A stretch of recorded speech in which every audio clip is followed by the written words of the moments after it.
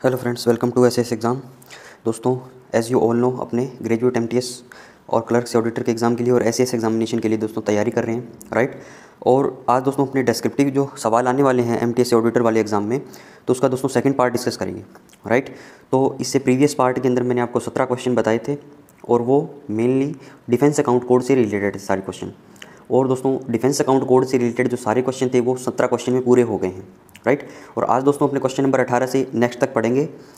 और इसके अंदर दोस्तों पहले OM1 और फिर OM2, फिर ऑडिट कोड और डिफेंस सर्विस एस्टीमेट के सारे क्वेश्चन मैं इंक्लूड करूँगा, राइट। तो स्टेप बाय स्टेप दोस्तों अपनी पांचों किताबें पूरी हो जाएगी। तो ये दोस्तों एक क्रक्स हो जाएगा कि भाई जितना भी आपने अब तक पढ़ा है उसका एक रिवीजन हो जाएगा। और दोस्तों मैक्सिमम क्वेश्चन जो है जो मैं आपको करवा रहा हूँ इन 2-3 वीडियोज़ में आएंगे, मैक्सिमम क्वेश्चन आपके एग्जामिनेशन में इसी से पूछे जाएंगे, राइट। क्योंकि सारे इंपॉर्टेंट एस्पेक्ट मैंने इनके अंदर कवर किए हैं। और दोस्तों आज के वीडियो के अंदर मैंने MCQ टाइप के क्वेश्चन और दोस्तों डिस्क्रिप्टिव टाइप के और कंसेप्चुअल क्वेश्चन सारे इंक्लूड कर लिए हैं। क्योंकि डिस्क्रिप्टिव जो क्वेश्चन हैं वो अकाउंट कोड के ज़्यादा बनते हैं, ठीक है। ऑडिट कोड के अंदर भी हैं कुछ और OM2 के अंदर भी कुछ क्वेश्चन बनेंगे, लेकिन OM1 के अंदर दोस्तों डिस्क्रिप्टिव क्वेश्चन ज़्यादा ना बन के MCQ पार्ट ज़्यादा पूछा जा सकता है, राइट। इसके अंदर ओनली जो चैप्टर 10 था उसके अंदर ही है ओनली, ठीक है। वर्कबुक जो है पार्ट 1 पार्ट 2 ऑर्डर जो है रिमाइंडर चार्ट है उनसे रिलेटेड जो है डिस्क्रिप्टिव सवाल पूछे जा सकते हैं। बाकी में ओनली आमसो MCQ टाइप पूछे जा सकते हैं या इनका भी वो डिस्क्रिप्टिव बना सकता है, ठीक है। तो देखिए दोस्तों आज अपने क्वेश्चन नंबर 18 से स्टार्ट करेंगे और जितना आज अपने को समय मिलेगा अपने मैक्सिमम क्वेश्चन कवर करने की इसमें कोशिश करेंगे, राइट। तो स्टार्ट करते हैं दोस्तों। क्वेश्चन नंबर 18 है, वन लाइनर ही मान लो दोस्तों इनको, ठीक है। कुछ मैंने क्वेश्चन बनाए हैं, कुछ वो ऑनलाइन इंपॉर्टेंट पैराज बनाए हैं, right. The pay accounts of officers and airman of air force. दोस्तों पे अकाउंट्स किसके? The pay accounts of officers, एक तो ऑफिसर्स की बात कर रहा है, दूसरा किसकी बात कर रहा है? एयरमैन ऑफ एयरफोर्स के are maintained by the service organisation, जिनको बोलते हैं एयरफोर्स सेंट्रल अकाउंट्स ऑफिस नई दिल्ली। पोस्ट ऑडिट कौन करता है दोस्तों? DAD। अफकाओ करता है दोस्तों एयरफोर्स वालों के, राइट। और पोस्ट ऑडिट करता है DAD। The pay accounts of officers and sellers of the navy के दोस्तों जो ऑफिसर हैं और जो सेलर हैं, PBOR जिनको बोलता हूँ मैं आर्मी के अंदर, personnel below officer rank, right. Are maintained by the service organisation, जिनको बोलते हैं दोस्तों नेवल पे ऑफिस मुंबई, ठीक है। नेवल पे ऑफिस मुंबई में है दोस्तों, उसकी पोस्ट ऑडिट अपना DAD करेगा, right. Post audit bye DAD। Question number 20 है दोस्तों, 6 PCDA थे हमारे, राइट। और 6 रीजनल CDA थे, 6 रीजनल PCDA थे, 6 रीजनल CDA थे। तो इनको कैसे याद करना था? 6 रीजनल PCDA को आर्मी के कमांड्स के हिसाब से, राइट। तो जम्मू, पुणे, ईस्ट में दोस्तों जो कोलकाता था आर्मी के अंदर उसकी जगह बेंगलुरु कर दिया मैंने, राइट। जम्मू नॉर्थ में, साउथ में पूना, ईस्ट में कोलकाता की जगह बेंगलुरु कर दिया, राइट। फिर सेंट्रल में लखनऊ कर दिया, साउथ वेस्ट में जयपुर कर दिया और वेस्टर्न कमांड दोस्तों चंडीगढ़ कर दी मैंने, राइट। अब दोस्तों 6 CDA कौन कौन से हैं, इनको कैसे याद रखना है? 3 तो दोस्तों मैप को मेरठ, पटना, गुवाहाटी। और दोस्तों 3 कैसे याद रखोगे? जब सिकंदर चेन्नई गया, जबलपुर, जब से सिकंदर, चेन्नई से चेन्नई, जबलपुर, सिकंदराबाद, चेन्नई। और दोस्तों एग्जामिनेशन के अंदर जब आप बैठोगे तो ये चीज़ें आपको याद आएगी, तब आपको पता चलेगा इन ट्रिक्स की वैल्यू, राइट। क्योंकि एग्जामिनेशन के अंदर दोस्तों हम भूल जाते हैं ये चीज़ें, राइट।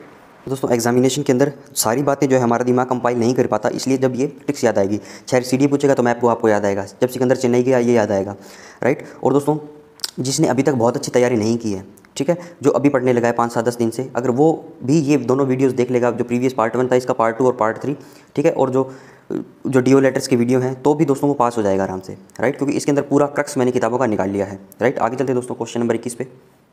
अगला है, no fresh offer of appointment on promotion shall be made in such cases for a period of 1 year from the date of refusal of first promotion और till the next vacancy arises. इसका मतलब क्या है दोस्तों? अगर कोई आपको promotion offer करता है डिपार्टमेंट और आप उसको रिफ्यूज़ कर देते हो, राइट, रिफ्यूज़ कर दिया आपने, तो आपको अगले 1 साल तक कोई भी फ्रेश जो है प्रमोशन का ऑफर नहीं दिया जाएगा, ठीक है। तो इसको बताने का मतलब था इस 1 साल का, ठीक है। इस 1 साल से क्वेश्चन आ सकता है, 1 साल तक नहीं दिया जाएगा, या फिर जो भी, या तो 1 साल तक नहीं देंगे या फिर अगली वैकेंसी जब आएगी तब देंगे, ठीक है। 1 साल के अंदर वैकेंसी आ गई तो भी आपको नहीं मिलेगा, राइट। आगे चलिए दोस्तों क्वेश्चन नंबर 22, MACP से एक तो फुल फॉर्म पूछी जा सकती है, modified assured career progression scheme, right. Effective कब से भी दोस्तों ये तारीख पूछी जा सकती है 1/9/2008 से। और दोस्तों scheme not applicable to group A services. दोस्तों ग्रुप A की सर्विसेज जो है उसको MACP लागू नहीं होती। ग्रुप A की सर्विस दोस्तों कौन सी होती है? जो UPSC से रिक्रूट होकर आते हैं लोग, उनको ग्रुप A सर्विस के लोग बोलते हैं अपने, ठीक है। हमारे जो IDS ऑफिसर जो है दोस्तों UPSC से रिक्रूट हुए हैं तो वो ग्रुप A सर्विस है, इनके लिए ये स्कीम लागू नहीं है, राइट। आगे चलिए दोस्तों क्वेश्चन नंबर 23 है, द अपार relating to a deceased individual may be destroyed after a period of 2 years from the date of his death. दोस्तों कोई बीमार इंडिविजुअल है, ठीक है, उसकी डेथ होने के 2 साल बाद तक उसकी अपार को रखा जाएगा, ठीक है। अब दोस्तों ऑनलाइन आ गया सिस्टम, स्पैरो का सिस्टम आ गया, ठीक है। तो ये चीज़ें थोड़ी सी इररिलेवेंट मुझे लगती है अपार वाली, राइट। अभी दोस्तों ऑडिटर से सीनियर ऑडिटर इन सब का अपार में, उनका अपार जो है स्पैरो में भरा जाता है, राइट। और अभी जो क्लर्क और MTS है उनका अभी भी ऑफलाइन है, राइट। तो वो भी धीरे धीरे इंप्लीमेंट हो जाएगा। और क्वेश्चन नंबर 24 है दोस्तों, अपार के अंदर अगर ग्रेड 4 से कम मिलेंगे तो उसको 0 नंबर मिलेंगे, राइट। ग्रेड दोस्तों 4 से ग्रेटर देन और इक्वल टू और शॉर्ट ऑफ 6 है तो उसको गुड मिलेगा और 5 नंबर मिलेंगे। और ग्रेड दोस्तों ग्रेटर देन और इक्वल टू 6 है और लेस देन 8 है तो उसको वेरी गुड मिलेगा 7 नंबर के साथ। और ग्रेड दोस्तों जब ग्रेटर देन और इक्वल टू 8 है और लेस देन 10 है तो उसको आउटस्टैंडिंग मिलेगा 9 नंबर के साथ, राइट। 4 से 6 5, 6 से 8 7, 8 से 10 9। आगे चलिए दोस्तों 0 good very good outstanding, 0 good very good outstanding. आगे चलिए दोस्तों, आगे है फ्रेंड्स कुछ आपको तारीखें याद रखनी है अपार से रिलेटेड, राइट। और दोस्तों जब आपकी अपार भरी जाती है तो आपको 3 ऑफिसर्स का ध्यान रखना है। एक तो रिपोर्टिंग सबसे पहले आएगा, फिर आएगा रिव्यूइंग, फिर आएगा एक्सेप्टिंग। RRA इसको मैं बोलता हूँ दोस्तों RRR नहीं A, RRA, ठीक है। RRR मूवी देखी होगी आपने, तो RR फिर उस R को हटा को एक कर दो RRA, ठीक है। रिपोर्टिंग रिव्यूइंग एक्सेप्टिंग, जो रिपोर्ट करेंगे रिव्यू करेगा एक्सेप्ट करेगा, राइट। अब देखिए दोस्तों क्वेश्चन नंबर 25 में क्या उत्तर है। अपार का जो डिस्ट्रीब्यूशन है ब्लैंक अपार का 31 मार्च तक हो जाना चाहिए, राइट। रिपोर्टिंग ऑफिसर को सबमिट, जिस इंडिविजुअल के ऊपर जिस इंडिविजुअल को अपार लिखनी है वो अपनी लिखेगा और 15 अप्रैल तक अपने रिपोर्टिंग ऑफिसर को सबमिट कर देगा, राइट। फिर दोस्तों और रिपोर्टिंग ऑफिसर जो है रिव्यूइंग ऑफिसर को सबमिट करेगा 30 जून तक, मतलब रिपोर्टिंग ऑफिसर को 2.5 महीने का टाइम मिलता है, राइट। फिर 30 जून तक सबमिट कर देगा। फिर दोस्तों एक्सेप्टिंग ऑफिसर को कब तक रिव्यू ऑफिसर सबमिट करेगा 31 जुलाई तक, मतलब रिव्यू ऑफिसर को 1 महीने का टाइम मिलता है। फिर दोस्तों appraisal by the accepting authority, accepting authority जो है कब तक अप्रेजल करेगा इसको 31 अगस्त तक, इसको भी 1 महीने का टाइम मिलता है, राइट। अगर दोस्तों कोई रिप्रेजेंटेशन है, आपका कोई लगता है कि आपके अपार में नंबर कम दिए गए हैं, जो भी बातें रिप्रेजेंट करना आपको 15 दिन के अंदर कर सकते हो रिसिप्ट ऑफ द कम्युनिकेशन आपके पास अपार आने के बाद, राइट। और दोस्तों उन जो आपके कॉम्पिटेंट अथॉरिटी है उनका डिस्पोजल कब तक करेगी रिप्रेजेंटेशन का, उनको दोस्तों 1 महीने का टाइम मिलता है। जब वो रिप्रेजेंटेशन को रिसेप्ट कर लेते हैं उसके 1 महीने के अंदर अंदर उनको उनका जवाब देना पड़ता है, राइट। तो दोस्तों कैसे तारीख याद रखोगे, 31 मार्च तक डिस्ट्रीब्यूट, 15 अप्रैल तक रिपोर्टिंग ऑफिसर को सबमिट, 15 अप्रैल से लेकर दोस्तों 30 जून तक, ये मोस्ट इंपॉर्टेंट तारीख है, ये पूछी जाती है आपसे। 15 अप्रैल तक तो आपने सबमिट कर दिया, उसको 2.5 महीने का टाइम मिलता है दोस्तों रिपोर्टिंग ऑफिसर का। और मेनली 99% चांस में ये रिपोर्टिंग ऑफिसर जो है आपका डब्ल्यू होगा, राइट। तो अगर डब्ल्यू नहीं है तो फिर ऊपर वाली रैंक आ जाएगा। 99% केस में दोस्तों डब्ल्यू आपको मिलेगा इसके अंदर। 30 जून को 15 अप्रैल से 30 जून तक रिपोर्टिंग ऑफिसर क्या है रिव्यू को सबमिट कर देगा। रिव्यू के पास दोस्तों 1 महीने का टाइम है और फिर आगे 1 महीने का टाइम है, ठीक है। अब एक्सेप्टिंग अथॉरिटी तक ये चीज़ें आपको याद रखनी है। 30 जून फिर 31 जुलाई और 31 अगस्त, ठीक है। 30 जून 31 जुलाई 31 अगस्त महीने का लास्ट तारीख है और 15 अप्रैल 31 मार्च, राइट। और 15 दिन के अंदर रिप्रेजेंट और 1 महीने के अंदर उसको जवाब देना है। आगे चलिए दोस्तों, आगे दोस्तों क्वेश्चन नंबर 26, इसके अंदर दोस्तों CGDA ऑफिस के अंदर जो अपार लिखी जाएगी वो रिपोर्टिंग रिव्यूइंग ऑफिसर होगा, एक्सेप्टिंग अथॉरिटी हुई, उन सब के बारे में मैंने बताया है इसके अंदर, ठीक है। तो सबसे पहले दोस्तों CGDA ऑफिस के अंदर आपको रैंकिंग सिस्टम पूरा याद होना चाहिए। अगर ये याद नहीं है तो आपका 1000% गलत करके आओगे सवाल, ठीक है। अगर ये याद है तो फिर चांस है कि आप सही करके आ जाओ, राइट, क्योंकि दोस्तों इसी रैंक के हिसाब से ये पूरा खेल खेला गया है, राइट। तो सबसे पहले दोस्तों अपनी छोटी रैंक कौन सी, MTS की, फिर क्लर की, ऑडिटर की, सीनियर ऑडिटर की, राइट। फिर दोस्तों WO की, AO की, SAO की, राइट। दोस्तों इसके बाद क्या होता है ACGDA, senior ACGDA, D senior D, JT senior JT, additional CGDA, right. दोस्तों इसको कैसे याद करा था, AD से A senior A, D senior D, JT senior JT, additional और CGDA, राइट। और दोस्तों अब क्या है ऑफिशियल रिपोर्टेड अपॉन, जिसकी अपने रिपोर्ट लिखनी है वो कौन कौन है, MTS है, क्लर्क है, ऑडिटर है और सीनियर ऑडिटर है, राइट। और दोस्तों इनका रिपोर्टिंग ऑफिसर कौन हो जाएगा, WO हो जाएगा, ये वाला WO होगा, ठीक है। मैंने कहा था रिपोर्टिंग ऑफिसर WO होगा आपका। रिपोर्टिंग की रिपोर्ट किसको करोगे, WO को करोगे, राइट। मतलब 15 अप्रैल तक आपको इसको देना है। फिर इसके बाद 2.5 महीने का टाइम है, राइट, कि ये अगले स्टेज को दे अपने, राइट। मतलब इसके बाद 2.5 महीने का टाइम है, 2.5 मंथ का मतलब 30 जून तक, ठीक है। फिर यहाँ पे कितना आ जाएगा 31 जुलाई और 31 अगस्त, जून जुलाई अगस्त, ठीक है। फिर रिप्रेजेंट वाला था तो 15 दिन के अंदर रिप्रेजेंट करोगे, 1 मंथ में आपको जवाब देगा, ठीक है। सारी तारीखें मैच हो गई, राइट। अब दोस्तों रिव्यूइंग ऑफिसर कौन कौन होता है, WO आपका ये हो गया, ये कट गया तो फिर क्या आ जाएगा AO SAO, राइट। फिर आ जाओ ACGDA, senior ACGDA, DCGDA, senior DCGDA, मतलब यहाँ तक ले लिया इसने, ठीक है। JT वाले को छोड़ दिया, राइट। अब दोस्तों रिव्यूइंग ऑफिसर हो गया, ठीक है। अब एक्सेप्टिंग अथॉरिटी कौन होगी, अब देखिए दोस्तों एक्सेप्टिंग अथॉरिटी को ACGDA से चालू किया है, मतलब जो एक्सेप्ट करेगा वो ओनली IDS ऑफिसर है, ठीक है। ये चीज़ आपको ध्यान रखिए, मतलब WO AO SAO जो थे ये तो हमारे वो हो गए जो नीचे से रैंक से बने हैं, ठीक है। ये जो दोस्तों डायरेक्ट रिक्रूट हुए हैं UPSC वाले हैं, IDS ऑफिसर है, ऐसे बोल दो। पर कुछ लोग ऐसे ही बोलेंगे सर SAO के बाद भी तो कुछ प्रमोशन होता है, ठीक है। मतलब ACDA बनते हैं, ACGDA बन जाएगा वो SAO जो जिसको जो होगा, तो दोस्तों वो भी हो सकता है इसके अंदर, ठीक है। लेकिन आपको मेनली ये याद रखना है कि ओनली IDS ऑफिसर, ठीक है। वो उससे आप कन्फ्यूज हो जाओगे क्योंकि ओनली IDS की रैंकिंग हो जाती है उनकी, ठीक है। तो ये सारी रैंकिंग जो है एक्सेप्टिंग अथॉरिटी के अंदर आएगी, ठीक है। A से चालू कर दो, ठीक है। सीनियर ACGDA, DCGDA, JT से D तक ले लो इसके अंदर, ठीक है। D तक ले लिया दोस्तों, इसका सीनियर D, मतलब ये सारी रैंक जी ये वाली भी यहाँ रख ली, ठीक है। रिव्यू से जस्ट ऊपर वाला होगा। अब देखिए दोस्तों JT CGDA वाला जो है एक्सेप्टिंग ऑफिसर से जस्ट बड़ा रैंक, मतलब इनसे जस्ट बड़ा रैंक JT ले लिया, राइट। अब दोस्तों इनका कोई रोल नहीं दिया एडिशनल CGDA और CGDA के अंदर, ठीक है, क्योंकि दोस्तों इतना ऊपर बढ़ने की नौबत नहीं आती। अगर इनकी MTS क्लर्क ऑडिटर और सीनियर ऑडिटर की अगर अपार लिखनी है आपको तो इतना ऊपर बढ़ने की आपको नौबत नहीं आएगी, राइट। समझ में आया दोस्तों बात, इनकी लिखनी है WO रिपोर्टिंग हो जाएगा, WO के बाद दोस्तों AO SAO और फिर सीनियर D तक आ जाओ, राइट। सीनियर D तक आ जाओ दोस्तों, और फिर एक्सेप्टिंग के अंदर ACGDA से 1 2 3 4 सीनियर डी तक फिर आ गए। और दोस्तों जेटी को मैंने यहाँ ले लिया, ठीक है, जेटी जो है इसको मैंने आगे ले लिया, ठीक है। एक्सेप्टिंग ऑफिसर से जस्ट बड़ा रैंक, रिव्यू ऑफिसर से जस्ट बड़ा रैंक। इसका मतलब क्या है दोस्तों, अगर यहाँ पे एसईओ होगा, ठीक है, तो एक्सेप्टिंग अथॉरिटी इधर कौन सी आ जाएगी, ये वाली लगा दूंगा मैं। एसीजीडी आ गया तो दोस्तों इसका सीनियर एड कर दूंगा, ठीक है। सीनियर ए आगे दोस्तों डी आ गया तो यहाँ पे कौन सा आ जाएगा, सीनियर डी। मतलब जस्ट ऊपर वाली रैंक जो है ये पूरा मुड़ जाएगा ऐसे करके, ठीक है, ये पूरा फिल हो जाएगा, राइट। आगे चलिए दोस्तों, आगे है friends question number 27, system of writing अपार पीसीडी सीडी ऑफिस के अंदर कैसे लिखोगे आप। पीसीडी सीडी की रैंक पता होनी चाहिए, सीडी तो आएगा ही, एडीजेटी आएगा, एडिशनल सीडी और पीसीडी, ठीक है, ये 6 रैंक है, राइट। अब दोस्तों MTS clerk, auditor, senior auditor की रैंक लिखनी है। सबसे पहले रिपोर्टिंग ऑफिसर कौन हो जाएगा, डब्ल्यू। मैंने बताया था 99% चांस में दोस्तों डब्ल्यू होगा, राइट। रिव्यू कौन हो जाएगा दोस्तों, एओ एसईओ, ठीक है। डब्ल्यू यहाँ था, ठीक है, फिर क्या था, एओ था, फिर एसईओ था, इनमें से कोई एक हो जाएगा, ठीक है। फिर एक्सेप्टिंग अथॉरिटी दोस्तों यहाँ से ले लिया मैंने, ठीक है। रिव्यूइंग ऑफिसर से जस्ट बना दे दिया, रिव्यू ऑफिसर से जस्ट बड़ा मैंने ले लिया। और दोस्तों यहाँ पे भी देखिए आपको एसीडीए, डीसीडीए, जॉइंट सीडीए और एडिशनल सीडीए यहाँ तक पहुँचाइए, मतलब ये भी ओनली आईडीएस वाले हैं, ठीक है, ये भी ओनली आईडीएस वाले हैं। और दोस्तों रिप्रेजेंटेशन वाले कौन से हो गए, जेटी हो गया, जॉइंट जेटी वाला ले लिया, और एडिशनल वाले ले लिया, सीडी पीसीडी, मतलब ये चारों ले लिए। फिर इसके बाद, ठीक है, एमटीएस क्लर्क लिखने दोस्तों डब्ल्यू रिपोर्टिंग हो जाएगा। रिव्यूइंग कौन सा दोस्तों, एओ एसईओ, ठीक है। एक्सेप्टिंग दोस्तों यहाँ से ले लिया, एसीडीए, डीसीडीए, जॉइंट सीडीए और एडिशनल सीडी, राइट। और दोस्तों रिप्रेजेंट करना है, ठीक है। अब डीसीडीए को दोस्तों मान लो एक्सेप्टिंग अथॉरिटी है, ठीक है, तो डीसीडीए को दोस्तों एक्सेप्टिंग अथॉरिटी, तो आप पीसीडी पे थोड़ी कूद जाओगे, जस्ट इसका ये वाला देख लो जेटी वाला, तो यहाँ पे जेटी आ जाएगा। अगर दोस्तों जॉइंट सीडीए होगा एक्सेप्टिंग अथॉरिटी, तो जॉइंट सीडीए के बाद देखो एडिशनल सीडीए, तो ठीक है, यहाँ पे चले जाओगे आप। एडिशनल सीडीए हो गया तो फिर कौन हो जाएगा, सीडीए या पीसीडी हो जाएगा उस केस में, राइट। आगे चलिए दोस्तों क्वेश्चन नंबर 28 में। आगे देखिए दोस्तों क्वेश्चन नंबर 28 डीएपीबी के बारे में बताया गया, defence accounts placement board. Defence accounts placement board, इसकी फुल फॉर्म पूछी जा सकती है दोस्तों, मोस्ट इंपॉर्टेंट फुल फॉर्म है defence accounts placement board. Question number 29 है दोस्तों, ऑफिशियल लैंग्वेज रूल जो 1976 के हिसाब से रीजन ए, रीजन बी, रीजन सी के बारे में आपको नॉलेज होना चाहिए। रीजन ए दोस्तों कैसे याद करोगे, बिहार, यूपी, एमपी याद कर लो आप तो, ठीक है, बिहार, यूपी और एमपी याद कर लो। बिहार से दोस्तों झारखंड बना है, यूपी से दोस्तों उत्तराखंड बना है और एमपी से छत्तीसगढ़ बना है, ठीक है। और राजस्थान, हरियाणा, हिमाचल प्रदेश आपको याद रहेगा, राजस्थान, हरियाणा, हिमाचल प्रदेश आपको याद रहेगा। और दोस्तों दिल्ली और अंडमान निकोबार, ठीक है, ये दोनों यूटी हो गए, ठीक है, 6, 3, 9 और 2, 11 हो गए। अब दोस्तों बी के अंदर कौन सा आएगा, गुजरात, महाराष्ट्र। और दोस्तों गुजरात के अंदर दमन व दीव, दादरा व नागर हवेली है, ठीक है, ये दोनों इनको कंबाइन कर दिया गया है। अब तो गुजरात आ गया, महाराष्ट्र आ गया, दमन व दीव, दादरा व नागर हवेली। और दोस्तों पंजाब लिखोगे तो पंजाब की राजधानी चंडीगढ़ भी आ जाएगी, राइट। इसके बाद दोस्तों सी के अंदर सारा नॉर्थ ईस्ट का स्टेट जो सदर्न जो पार्ट है इंडिया का, वो सारा रीजन सी के अंदर आ जाएगा, राइट। याद हुआ दोस्तों, Bihar, UP, MP, Jharkhand, Uttarakhand, Chhattisgarh, right. और फिर आ जाएगा राजस्थान, हरियाणा, एचपी, हिमाचल प्रदेश, दिल्ली, अंडमान व निकोबार, गुजरात, महाराष्ट्र, पंजाब, चंडीगढ़, दमन व दीव, दादरा व नगर हवेली, और इन दोनों के अलावा सी के अंदर आ जाएगा, राइट। आगे चलते हैं दोस्तों। आगे फ्रेंड्स कमेटी दी गई है, ऑफिशियल लैंग्वेज दोस्तों एक कमेटी बनती है, तो वो टोटल 30 मेंबर की होती है। उसके अंदर 20 लोकसभा से आते हैं और 10 राज्यसभा से आते हैं, ठीक है। ये सवाल पूछा गया है, मोस्ट इंपॉर्टेंट सवाल है, राइट। ऑफिशियल लैंग्वेज से पूछा जा सकता है। 30 मेंबर होंगे, 20 लोकसभा से, 10 राज्यसभा से। क्वेश्चन नंबर 31 है दोस्तों, प्रज्ञा एग्जामिनेशन पास कर लेगा तो वर्किंग नॉलेज ऑफ हिंदी माना जाएगा। दोस्तों वर्किंग नॉलेज ऑफ हिंदी कब माना जाएगा, जब प्रज्ञा एग्जाम पास कर लेगा, राइट। क्वेश्चन नंबर 32 है दोस्तों, a classified list of officers of the IDS officers is pink list showing the appointments held by them. दोस्तों आईडीएस ऑफिसर जो अपॉइंटमेंट होती है तो एक पिंक लिस्ट तैयार की जाती है, ठीक है, तो इसको पिंक लिस्ट बोलते हैं, ये आपको याद रखना है, राइट। आगे चलिए दोस्तों क्वेश्चन नंबर 33 है, ऑफिस ऑर्डर पार्ट 1 तथा पार्ट 2 के बारे में बताएं। पार्ट 1 क्या होता है, पार्ट 2 क्या होता है, इसके बारे में अपने को बताना है, राइट। तो दोस्तों पार्ट 1 ऑफिस ऑर्डर कौन सा होता है, all orders relating to the procedure and internal working of the office.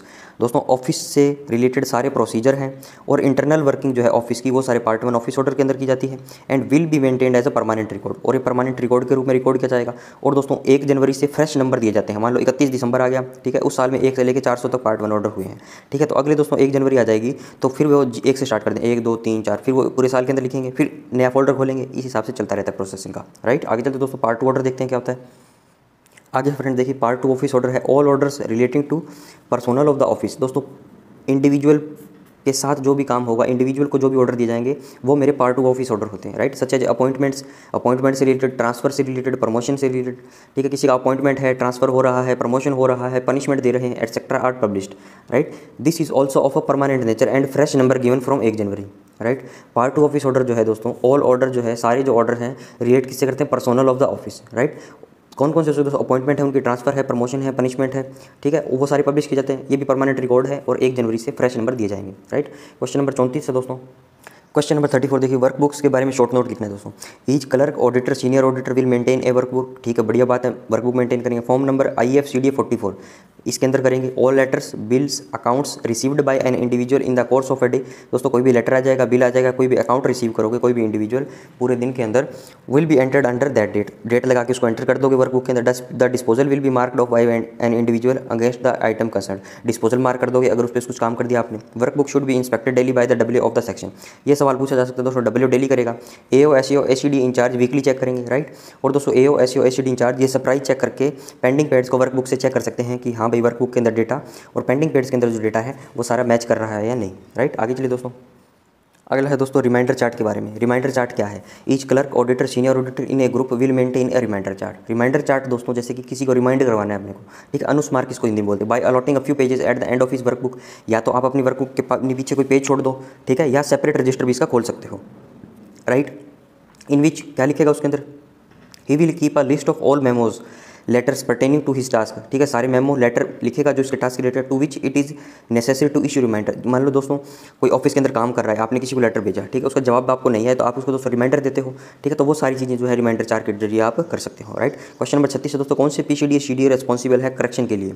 ठीक है, किताबें हैं दोस्तों हमारे डिपार्टमेंट की, उनको करेक्शन करने के लिए, उसमें करेक्ट करने के लिए कुछ जिम्मेदारी हमारे डिफेंस अकाउंटिंग सर्कल्स को दी गई है, राइट। तो वो कौन कौन सी किताबें हैं, कौन कौन से डिफेंस अकाउंटिंग सर्कल को वो जिम्मेदारी दी गई है वो पढ़ेंगे। डिफेंस ऑडिट कोड दोस्तों, PCD सदन कमांड, अकाउंट कोड दोस्तों, ऑडिट कोड, अकाउंट कोड और लोकल ऑडिट मैनुअल, ये है PCD सदन कमांड। अब दोस्तों आपकी किताब पर सिलेबस में आ रही है ऑडिट कोड, आपके सिलेबस में आ रही है अकाउंट कोड, राइट। तो ये दोनों किताबें दोस्तों सदन कमांड पूना करेगा, ठीक है, मोस्ट इंपॉर्टेंट किताबें हैं, राइट। AA पे आ रही है, राइट। लोकल ऑडिट मैनुअल दोस्तों आलम जिसको बोलता हूँ ये भी यही करेगा। MES अकाउंटेंट्स मैनुअल और MES लोकल ऑडिट मैनुअल दोस्तों CDA आर्मी मेरठ करेगा। CDA army Meerut, CDA A Meerut, MES accountants manual और MES लोकल ऑडिट मैनुअल, ठीक है, CDA आर्मी मेरठ। आगे चलिए दोस्तों, अगला है फ्रेंड्स पेंशन पेमेंट इंस्ट्रक्शंस कौन करेगा? PCD pension Allahabad, right. और दोस्तों NLAO नेवी लोकल ऑडिट का मैनुअल जो है वो कौन करेगा? PCD नेवी मुंबई, ठीक है, इजी है। पेंशन वाला कौन करेगा? पेंशन इलाहाबाद। और नेवी वाला कौन करेगा दोस्तों? PCD navy Mumbai. और एयरफोर्स का दोस्तों कौन करेगा? PCD air force Dehradun. और कोस्ट गार्ड दोस्तों वो भी समुद्र में है, ठीक है, तो वो कौन करेगा? PCD navy Mumbai, right. अब देखिए दोस्तों OM1 से लेकर 15 तक मैं याद करवाऊंगा आपको, राइट। सबसे पहले दोस्तों ये लिख लिया आप, दिल्ली, मेरठ, देहरादून, इलाहाबाद, मुंबई, पुणे और बेंगलोर, राइट। और सबसे पहले दोस्तों आपको OM1 से स्टार्ट करना है। OM1 जो किताब है हमारी वो CGD ऑफिस करता है, राइट। 1 नंबर किताब सबसे ऊपर हमारा ऑफिस जो है CGD का ऑफिस। दोस्तों OM1 लेके दिल्ली से चला, बस में बैठा, मेरठ गया, ठीक है। OM2 जो दोस्तों आर्मी वालों से ली, राइट, CDA आर्मी मेरठ से ली, राइट, आर्मी से ली मतलब CDA आर्मी। 2 नंबर किताब दोस्तों लेके मैं देहरादून गया, 3 नंबर किताब ली मैंने देहरादून से, राइट।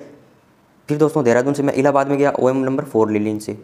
फिर दोस्तों OM नंबर 4 इलाहाबाद से लेके मैं मेरठ आ गया। और दोस्तों मेरठ में मैं OM5 लेके मैंने फंड दे दिया, ठीक है, बस से उतर गया मैंने पैसे दे दिए, ठीक है। OM15 तो याद हुआ 1 2 3 4 5, OM5 याद हुआ दोस्तों। 6 नंबर दोस्तों 6 मार दिया प्लेग्राउंड में, बॉल ग्राउंड से बाहर गई मतलब फैक्ट्रीज आउट हो गई दोस्तों। तो कोलकाता वाला ऑफिस जो था हमारा OM6 को अपडेट करता था, राइट, फैक्ट्री से रिलेटेड दोस्तों ये मैनुअल था।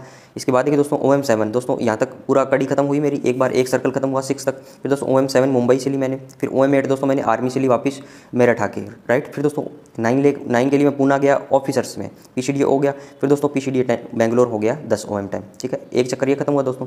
फिर दोस्तों 11 12 13 और 14 चारों दिल्ली करते हैं, ठीक है, 11 12 13 और 14 चारों दिल्ली के ऑफिस करते हैं, राइट। अब दोस्तों 11 और 14 दोस्तों R&D करता है, 11 और 14 R&D करेगा। 12 दोस्तों PCD न्यू दिल्ली करेगा, राइट। और दोस्तों 13 को कैसे याद रखो? 13 फीट की सड़क बनानी है तो कौन सा बनाएगा? BR ऑफिस, ठीक है, तो मतलब BR हो गया, PCD BR new Delhi, right. 11 और 14 R&D, 11 और 14 R&D, 12 नंबर हो गया PCD न्यू दिल्ली। और दोस्तों 13 नंबर क्या हो गया? 13 फीट की सड़क बनानी है हमें, BR करेगा, राइट। और दोस्तों लास्ट बचा जो 15 नंबर PD पेंशन डिस्बर्समेंट का काम है, सबसे इंपॉर्टेंट काम है, तो OM15 के अंदर वो लिया गया है, राइट। तो दोस्तों याद हुआ आपको कुछ? ठीक है, 1 2 3 4 5 में पैसे देके उतर गया, 6 नंबर आउट, 7 8 9 10, राइट, एक चक्कर कंप्लीट हुआ। 11 12 13 14, 11 और 14 R&D, 12 PCD न्यू दिल्ली और 13 दोस्तों 13 फीट की सड़क BR।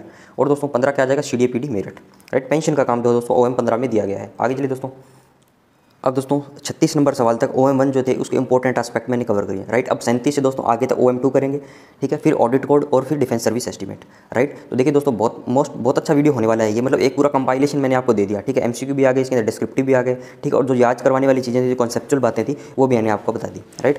क्वेश्चन नंबर 37 दोस्तों रिकॉर्ड सेक्शन। रिकॉर्ड सेक्शन में दोस्तों कागज जैसी फीलिंग आएगी मुझे, डाक से रिलेटेड सारा काम पूरा होगा, ठीक है, जहाँ पे भी डाक शब्द आ जाए, राइट, तो आपको रिकॉर्ड सेक्शन टिक करना है। To indent for receive and distribute stationery and forms, दोस्तों स्टेशनरी से रिलेटेड लिमिटेड क्या करता है, इंडेंट देता है, रिसीव करता है, डिस्ट्रीब्यूट करता है, right. Procure, distribute and correct books of regulations, army instructions और आर्मी ऑर्डर। दोस्तों ये सारी जो किताबें हैं उसके रिलेटेड सारा काम भी मेरा रिकॉर्ड सेक्शन करता है, राइट। आगे देखिए दोस्तों क्वेश्चन नंबर 38। क्वेश्चन नंबर 30 है तो दोस्तों प्रिजर्वेशन एंड डिस्ट्रक्शन और डिस्पोजल ऑफ रिकॉर्ड्स, मतलब रिकॉर्ड्स को आपको कितने टाइम तक प्रिजर्व रखना है, कितने टाइम बाद इनको डिस्पोज ऑफ करना है, वो सारा डेटा इसके अंदर दिया गया है। पहले दोस्तों S&S impressed account of field cashier, इसका है 6 साल। S&S impressed account of field cashier है 6 साल। DAD के स्टाफ का पे एंड अलाउंसेस का एक्विटेंस रोल है दोस्तों 6 साल, ठीक है। और जून और दिसंबर वाले जो हैं वो 35 साल है, ठीक है। जून और दिसंबर वाले हैं दोस्तों 35 साल है। LP बिल्स और LTC बिल दोस्तों 5 साल है। LP बिल और LTC बिल दोस्तों 5 साल है, ठीक है। दोनों LL है मतलब 5 साल, दोनों LL है मतलब 5 साल। CEA का क्लेम दोस्तों 3 ही शब्द है, 1 2 3 साल हो गया। कैश बुक दोस्तों बड़ा डॉक्यूमेंट है, अच्छा डॉक्यूमेंट है, तो थोड़ी सी लाइफ दोस्तों उसकी ज़्यादा होगी बाकियों कंपेरिजन में, तो 10 साल रखूँगा। और दोस्तों कॉन्ट्रैक्ट एग्रीमेंट जो है MES के उसकी भी 10 साल, और डिफेंस का लीजर जो है उसकी भी 10 साल। इसको दोस्तों कैसे याद रखूँगा, CCD में जा रहा हूँ कॉफ़ी पीने, CCD दोस्तों CCD में जा रहा हूँ, कैफ़े कॉफ़ी डे में जा रहा हूँ कॉफ़ी पीने, राइट। कैश बुक 10 साल, कॉन्ट्रैक्ट एग्रीमेंट 10 साल, डिफेंस लेजर 10 साल। कैश बुक 10 साल, कॉन्ट्रैक्ट एग्रीमेंट MES 10 साल और डिफेंस लेजर 10 साल, राइट। CCD में 10 रुपये की कॉफ़ी पी, CCD में 10 रुपये की कॉफ़ी पी, राइट। PPO दोस्तों 75 साल, ठीक है दोस्तों। मोस्ट इंपॉर्टेंट है, इनको तो आपको नहीं भूलना है किसी भी हाल के अंदर, राइट। आगे चलते हैं दोस्तों। आगे है फ्रेंड्स देखिए एडमिन और एडमिन पे सेक्शन के बारे में बात करता हूँ। AN और AN पे सेक्शन, इसके अंदर क्या होगा दोस्तों, कंबाइनिंग का काम दिया हुआ है, दोनों का, दोनों सेक्शंस का कंबाइन काम दिया गया है, ठीक है। तो अपने कैसे याद रखना है इसको, रिक्रूटमेंट से रिलेटेड, पोस्टिंग से रिलेटेड, ट्रांसफ़र, कन्फर्मेशन, पे, increment, promotion, leave, condition of service, retirement of officers, ठीक है। तो ये सारी चीज़ें जो है दोस्तों मेरा एडमिन और एडमिन पे सेक्शन करेगा। दोनों में से कोई सा भी कर सकता है दोस्तों। पैसे की बात आएगी तो एडमिन पे कर देगा, और बाकी एडमिनिस्ट्रेशन से रिलेटेड बात आएगी तो मेरा एडमिन सेक्शन कर देगा। रिक्रूटमेंट, पोस्टिंग, ट्रांसफर, कन्फर्मेशन, पे, increment, promotion leave, conditions of service, retirement of officers, conduct discipline से रिलेटेड, अपार से रिलेटेड, डिपार्टमेंटल एग्जाम जो आपका होने वाला है उससे रिलेटेड दोस्तों आपने कोरस्पॉन्डेंस एडमिन सेक्शन से करी होगी, right. Maintenance of service document, direction and distribution of secret, confidential and DO letter दोस्तों मोस्ट इंपॉर्टेंट है। डाक सेक्शन करता है सारे काम लेटर से रिलेटेड, लेकिन जो कॉन्फिडेंशियल सीक्रेट जो लेटर है, DO लेटर जो है, उनका डायरी करना, उनकी डिस्ट्रीब्यूट करना काम एडमिन या एडमिन पे सेक्शन का है। Maintenance of cash book most important दोस्तों, कैश बुक मेंटेन करनी है। इसमें आपको कन्फ्यूजन हो सकता है कि क्या पता ये अकाउंट सेक्शन करता हो, पैसे से रिलेटेड काम है, लेकिन दोस्तों किताब के अंदर मेंटेनेंस ऑफ कैश बुक का काम जो है एडमिन या एडमिन पे सेक्शन को दिया गया है, राइट। NPS से रिलेटेड दोस्तों काम प्रोसीजर कंसर्निंग टैक्सेस से रिलेटेड दोस्तों काम जो है, इसमें भी अकाउंट सेक्शन से कन्फ्यूजन हो सकते हैं हमें, इसलिए आपको इसको भी अलग से याद रखना है, राइट। क्वेश्चन नंबर 40 है दोस्तों LPC पर शॉर्ट नोट लिखें। LPC क्या होता है दोस्तों, लास्ट पे सर्टिफिकेट होता है, ठीक है। जैसे कि नाम से पता लग रहा है कि लास्ट कोई पे ड्रॉन करी होगी, उससे रिलेटेड सारी बातें इसके अंदर लिखी होगी। तो देखिए क्या लिखा हुआ इसके अंदर, as the name suggest it is document containing the details of the last pay drawn, ठीक है। लास्ट मैंने कितनी तनख्वाह ड्रॉन करी है, ठीक है। मान लो मैंने 60,000 रुपये ड्रॉन किए हैं लास्ट मेरी लास्ट LPC के अंदर, तो वो उसकी डिटेल होगी। When an individual transfer from an establishment, दोस्तों इसका यूज़ कब आता है, जब कोई इंडिविजुअल ट्रांसफर हो जाता है एक एस्टेब्लिशमेंट से, एक ऑफिस से, एक ऑर्गेनाइजेशन से दूसरे के अंदर, right. The details of the last pay drawn, उसकी लास्ट जो पे ड्रॉन करी गई है, और कोई एडवांसेस, कोई आउटस्टैंडिंग तो नहीं है उसके अंदर, ठीक है। और एडवांसेस के अंदर क्या, जो मान लो हाउस बिल्डिंग एडवांस ले रखा है, कंप्यूटर एडवांस ले रखा है, ठीक है। तो against the official etcetera are communicated to the new office through this LPC, ठीक है। तो वो सारी डिटेल दोस्तों एडवांस से रिलेटेड, और उसकी लास्ट कितनी पे उसने ड्रॉन करी है, वो सारी LPC के जरिए अपने उसको भेजेंगे नए ऑफिस के अंदर, राइट। आगे चलते दोस्तों। आगे है दोस्तों प्रोविजनल पेमेंट के बारे में बताता हूँ, शॉर्ट नोट लिखता हूँ क्वेश्चन नंबर 41 पे। Payments made in exceptional circumstances in anticipation of the receipt of the sanction of the appropriate authority. Payments made in exceptional circumstances, दोस्तों पेमेंट्स करनी है एक्सेप्शनल सर्कमस्टांसेस के अंदर, राइट। क्या पूर्वानुमान लगाते हुए कि जो रिसिप्ट है सैंक्शन की, जो पेमेंट अपने कर रहे हैं वो एप्रोप्रिएट अथॉरिटी से आ जाएगी, ठीक है। रेडीमेड याद रखो दोस्तों, payments made in exceptional circumstances in anticipation of the receipt of the sanction of the appropriate authority, या additional allotments of fund, additional allotment कर रहा हूँ फंड्स का to cover the expenditure are called provisional payment, ठीक है। दो expenditure हुआ दोस्तों, उसको कवर करने के लिए एडिशनल अलॉटमेंट जो मैंने दे रहा हूँ उसको मैं बोलता हूँ दोस्तों provisional payment, right. Provisional payment can only B made on the personal orders and description of PCDA CDA, right. Provisional payment दोस्तों PCDA CDA के ओनली पर्सनल ऑर्डर पे की जा सकती है, यार ये डेलीगेट कर सकते हैं दोस्तों एडिशनल या जॉइंट को, ठीक है। ये रैंक याद है दोस्तों, इनके डिस्क्रिप्शन पे ये डेलीगेट कर देंगे JT और एडिशनल को, राइट। ये सवाल भी दोस्तों मोस्ट इंपॉर्टेंट है। प्रोविजनल पेमेंट के अंदर आप लिख सकते हो फिलर्स के रूप में, इन और circumstances will a provisional payment be made on an undertaking by the individual concern that he will refund the amount if required to do so. वो इंडिविजुअल अगर लिख के दे देगा कि हाँ मैं इसको रिफंड कर दूंगा, तो उस केस में दोस्तों उसको प्रोविजनल पेमेंट नहीं करनी है, राइट। आगे चलिए दोस्तों। आगे है दोस्तों question number 42, issue of IAF CDA 13 क्या होता है तथा कब करते हैं। IAF CDA 13 क्या होता है दोस्तों और कब करेंगे। IAF CDA 13 should be use for cases of fresh checking leave those check. दोस्तों IAF CDA मतलब एक प्रकार का चेक है, ठीक है, मतलब चेक के रूप में दोस्तों इसको काम में लेते हैं पेमेंट करने के लिए। कब करेंगे दोस्तों, जो पुराने वाला चेक था वो तो लॉस्ट हो गया ट्रांजिट के अंदर, लॉस्ट इन ट्रांजिट या return unpaid due to expiry, या उसको एक्सपायरी पीरियड दोस्तों कितना होता है चेक का 3 मंथ, ठीक है। जिस डेट से इशू कर दिया दोस्तों उससे 3 मंथ के बाद तक आपको उसको वो वैलिड रहता है, राइट। या डिसऑनर कर दिया बैंक ने, ठीक है। इन 3 कंडीशन के अंदर लॉस्ट हो गया, return unpaid due to expiry या डिसऑनर्ड बाय द बैंक, तो उस केस में दोस्तों आपको IFCDA 13 जो है इशू करना है, राइट। प्रायर अप्रूवल चाहिए दोस्तों किसकी, PCDA की, CDA की, एडिशनल CDA की और जॉइंट CDA की। प्रायर अप्रूवल किसकी चाहिए, PCDA की, CDA की, एडिशनल CDA की और जॉइंट CDA की। PCDA, CDA, additional CDA, joint CDA, right. These forms should be kept under the personal custody of group officer administration. दोस्तों ये सारे जो फॉर्म है वो GO एडमिन की पर्सनल कस्टडी में रहेंगे, राइट। और दोस्तों ये इंश्योर करेंगे कि इनका जेन्युइन पर्पज़ के लिए यूज़ हो रहा है या नहीं, राइट, मतलब इनका मिस यूज़ नहीं होना चाहिए। आगे चलिए दोस्तों, क्वेश्चन नंबर 43 है NPS क्या है, नेशनल पेंशन सिस्टम है, कब लागू हुआ, 1/1/2004 से, एक्सेप्ट आर्मर्ड फोर्सेस। दोस्तों आर्मर्ड फोर्सेस के अलावा जो लोग हैं, सेंट्रल गवर्नमेंट के लोग हैं, उनके ऊपर ये NPS का सिस्टम लागू होता है। इसके दोस्तों 2 टायर होते हैं, एक इंडिविजुअल कंट्रीब्यूट करता है, एक दोस्तों गवर्नमेंट कंट्रीब्यूट करती है। इंडिविजुअल दोस्तों 10% कंट्रीब्यूट करता है और गवर्नमेंट दोस्तों इसके अंदर 14% इसको कंट्रीब्यूट करती है आपके NPS के अकाउंट के अंदर, राइट। तो ये डेटा आपको याद रखना है। आगे चलिए दोस्तों, आगे फ्रेंड्स फुल फॉर्म्स आपको याद रखनी है। PFRDA की pension fund regulatory and development authority of India, I भी लिखा देगा तो इसके अंदर इंडिया आ जाएगा उसका। NSDL का national securities depository limited, right. और दोस्तों अगला है प्राण नंबर, प्राण का मतलब हो गया permanent retirement account number, right. आगे देखिए क्वेश्चन नंबर 45 के अंदर अकाउंट सेक्शन के काम मैं पढ़ूंगा, राइट। दोस्तों ट्रांजैक्शन कीवर्ड जो आएगा तो आपको अकाउंट सेक्शन लगाना है, ये मैंने आपको बात बताई थी। Maintenance of dept head register, दोस्तों डेप्ट हेड रजिस्टर की बात आएगी मेंटेनेंस की, तो वो अकाउंट सेक्शन करेगा। Settlement of transactions under the defence pro forma accounting procedure, defence account pro forma accounting procedure से रिलेटेड जो सारी बातें आएंगी, सेटलमेंट ऑफ ट्रांजैक्शन होंगे, वो मेरे अकाउंट सेक्शन करेगा। ट्रांजैक्शन कीवर्ड का ध्यान रखें, right. Adjustment of defence transactions arising in England and adjustment in India.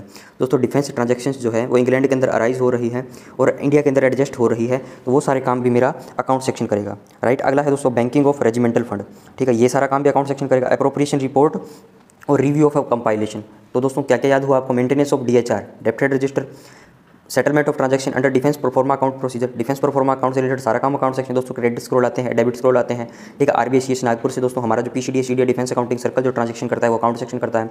Transaction keyword का ध्यान रखें, right. Banking of regimental funds, appropriation report और रिव्यू ऑफ कंपाइलेशन से रिलेटेड सारा काम अकाउंट सेक्शन करता है। आगे चलिए दोस्तों, आगे देखिए दोस्तों मेंटेनेंस और डिफेंस लेजर, डिफेंस लेजर की बात आएगी तो भी कौन करेगा दोस्तों, अकाउंट सेक्शन करेगा, राइट। आगे दोस्तों क्वेश्चन नंबर 46 है, क्वेश्चन नंबर 46 है दोस्तों, DID शेड्यूल क्या है तथा कितने डिजिट का होता है। और दोस्तों डिफेंस लेजर से आपको CCD याद आया, 10 साल 10 रुपये की चाय पीऊंगा मैं CCD में, ठीक है। Cash book, contract agreement, MES और डिफेंस लेजर 10 साल है, ठीक है। क्वेश्चन नंबर 46 है दोस्तों, DID शेड्यूल तथा कितने डिजिट का होता है, इनके बारे में आपको जानकारी देनी है। तो PCDA CDA के बीच की दोस्तों ट्रांजैक्शन एक्सचेंज करने के लिए एक्सचेंज अकाउंट यूज किया जाता है। एक्सचेंज अकाउंट के अंदर दोस्तों आपको डिफेंस इंटर डिपार्टमेंटल शेड्यूल बनाया जाता है, मतलब DID शेड्यूल के माध्यम से डिफेंस इंटर डिपार्टमेंटल ट्रांजैक्शन की जाती है, मतलब 2 PCDA CDA के बीच में दोस्तों 5 कॉपी बनता है, क्विंटुप्लीकेट, राइट। अकाउंटिंग सेक्शन दोस्तों, अकाउंट सेक्शन जो है ओरिजिनेटिंग PCDA CDA का वो 1 कॉपी रखेगा, रेस्पॉन्डिंग को दोस्तों 3 दे देगा वो, राइट, 1 ऑफिस कॉपी के रूप में और रख लेगा। 15 डिजिट का दोस्तों कैसे याद रखना, 241 422, राइट। इससे भी नहीं याद रहे तो आपको 423 222 से भूल जाओगे, ठीक है, 423 222 से कन्फ्यूज़ हो जाओगे, तो इसलिए ऐसे याद रखना इसको। PCDA CDA है, ठीक है, तो वो 2 डिजिट का हुआ, ठीक है। PCDA CDA के अंदर मैं सेक्शन में घुस जाऊंगा, सेक्शन नंबर 4 डिजिट का हो गया, ठीक है। फिर दोस्तों 7th digit class of voucher याद रखना है आपको। फिर दोस्तों क्लास ऑफ वाउचर आ गया तो वाउचर नंबर दोस्तों क्या होगा, क्लास ऑफ वाउचर के अंदर वाउचर के अंदर घुस जाऊंगा, ठीक है। 4 डिजिट का दोस्तों मंथ और ईयर आपको याद रहेंगे 100%, ठीक है, 2 डिजिट के, राइट। तो टोटल कितने हो गए, 4 2 6 7 11 13 15, ठीक है, तो 15 डिजिट का हो गया। तो दोस्तों ये आज की वीडियो में मैंने क्वेश्चन 46 तक आपको कंप्लीट कराए हैं, राइट। नेक्स्ट वीडियो में दोस्तों अपने क्वेश्चन नंबर 47 से लेके नेक्स्ट जो OM2 कंप्लीट हो जाएगी, ऑडिट कोड और दोस्तों डिफेंस सर्विस एस्टीमेट कंप्लीट करवा के आपका पूरा जो एक क्रक्स जो है कैप्सूल के रूप में पूरा सिलेबस आपका हो जाएगा, राइट। जिन्होंने दोस्तों अभी भी तैयारी स्टार्ट करी है इनको 2-3 बार वीडियो को देखो, आपका 100% एग्जाम पास हो जाएगा, राइट। डिस्क्रिप्टिव भी आ गया इसके अंदर और MCQ भी इसके अंदर ले लिए दोस्तों। लेटर राइटिंग के वीडियो बना दिए, ठीक है। ऐसे राइटिंग आपको खुद के दिमाग से लिखना है, उसका भी एक वीडियो पड़ा है चैनल पर, राइट। और दोस्तों इंग्लिश आपको जो रोज़मर्रा की इंग्लिश है, अपोजिट लिखने हैं, ठीक है, टेंसेस का यूज़ है, वो सारी चीज़ें आपको ऑलरेडी आती हैं, राइट। तो दोस्तों इस वीडियो को ये रैप अप करता हूँ, वीडियो को लाइक करें, शेयर करें, चैनल को सब्सक्राइब करें। Thanks for watching, have a nice day.